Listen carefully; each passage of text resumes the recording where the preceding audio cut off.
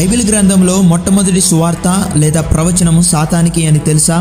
నిరీక్షణ యొక్క మొట్టమొదటి వాగ్దానాన్ని విన్నది మానవుడు కాదు, అది సాక్షాత్తు శత్రువైన సర్పం, అదే సాతాను.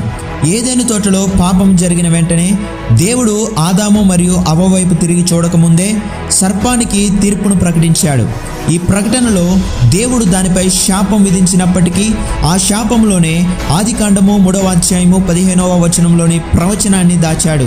నేను నీకును స్త్రీకిని నీ సంతానమునకును ఆమె సంతానమునకును వైరము కలగజేసేదును, అది నిన్ను తల మీద కొట్టును, నీవు దానిని మడిమ మీద కొట్టుదువు. వంశావళుల్లో తండ్రిని కాకుండా స్త్రీని ప్రస్తావించడం క్రీస్తు కన్యక జననాన్ని సూచిస్తుంది. సాతాను తన మొదటి విజయమైన మానవుని పతనాన్ని జరుపుకుంటున్న క్షణంలోనే దేవుడు మెస్సయ్య రాకడ ద్వారా దాని అధికారాన్ని శాశ్వతంగా నాశనం చేసే తన అంతిమ ప్రణాళికను ప్రకటించాడు. అందుకే సాతాను ఏ మానవుని అయితే మోసం చేసిందో అదే మానవుని కాళ్ళ క్రింద దేవుడు సాతానుని త్రొక్కిస్తానని చెప్పాడు. రోమీయులకు రాసిన పత్రిక 16వ అధ్యాయము 20వ వచనములో సమాధానకర్తయగు దేవుడు సాతానును మీ కాళ్ళ క్రింద శీఘ్రముగా చితుక త్రొక్కించును.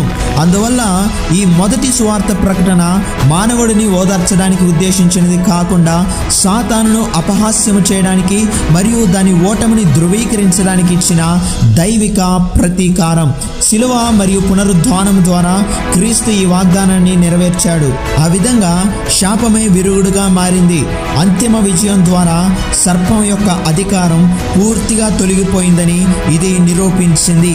దేవునికి మహిమ కలుగునుగాక.